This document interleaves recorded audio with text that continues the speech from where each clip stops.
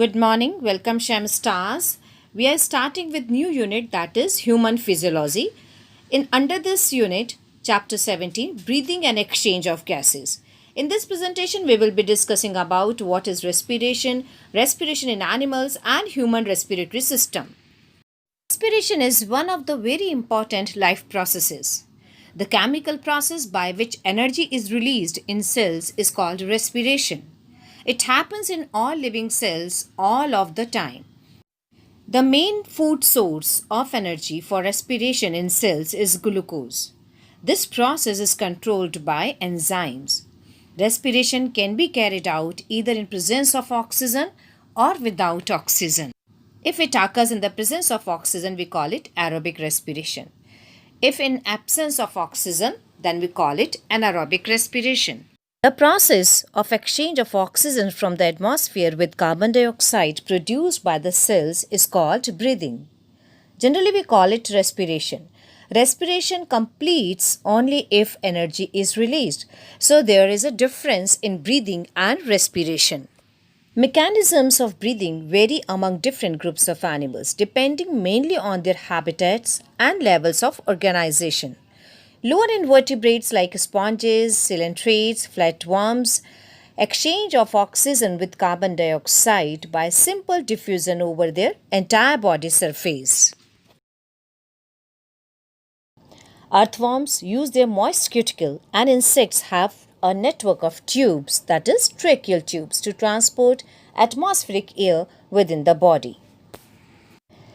Gills are used by most of the aquatic arthropods and mollusks, whereas vascularized bags called lungs are used by the terrestrial forms for the exchange of gases. Among vertebrates, fishes use gills, whereas reptiles, birds, and mammals respire through lungs. Amphibians like frogs can respire through their moist skin. Mammals have a well-developed respiratory system. So, in this chapter, we will be discussing respiratory system in human beings in detail. This slide shows view of human respiratory system. In human beings, air is taken into the body through the nostrils. The air passing through the nostrils is filtered by the hairs that line the passage. The passage is also lined with mucus which helps in the process. The nasal passage opens into nasopharynx, which is a portion of pharynx, the common passage for food and air. Nasopharynx opens through glottis of the larynx region into the trachea. Larynx is a cartilaginous structure, cartilaginous box, which helps in sound production and hence it is also called sound box. During swallowing food, glottis can be covered by a thin elastic cartilaginous flap called epiglottis to prevent the entry of food into the larynx. Trachea is a straight tube extending up to the mid-thoracic cavity which divides at the level of fifth thoracic vertebra into the right and the left primary bronchi. The primary, secondary, tertiary bronchi and trachea. Initial bronchioles are supported by incomplete cartilaginous rings. Each terminal bronchioles gives rise to a number of very thin irregular walled and vascularized bag-like structures called alveoli. The branching network of bronchi, bronchioles and alveoli comprise the lungs.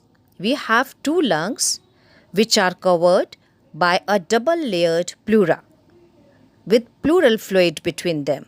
It reduces friction on the lung surface. The lungs are situated in the thoracic chamber, which is anatomically an airtight chamber. The thoracic chamber is formed dorsally by the vertebral column, ventrally by the sternum, laterally by the ribs, on the lower side by the dome-shaped diaphragm. This arrangement is essential for breathing, as we cannot directly alter the pulmonary volume. Let's understand different steps involved in respiration. Now, the first step is breathing or pulmonary ventilation, by which atmospheric air is drawn in and carbon dioxide rich alveolar air is released out. Next one is diffusion of gases across alveolar membrane. These gases are oxygen and carbon dioxide. Now, oxygen, which is in the blood, is transported to the different tissues and organs, where again exchange of gases occurs, that is diffusion of oxygen and carbon dioxide between blood and tissues.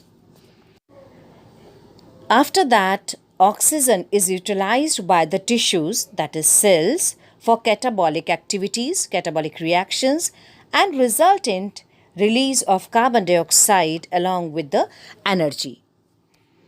So children, this is all about respiration. What is respiration? And respiratory organs in different animals. And we discussed human respiratory system, that is structure of human respiratory system. I hope you must have understood. In the next presentation, we will talk about mechanism of breathing in human beings. Thank you, Shem Stars. That's all for today. You can drop your queries on Google Classroom. Take care.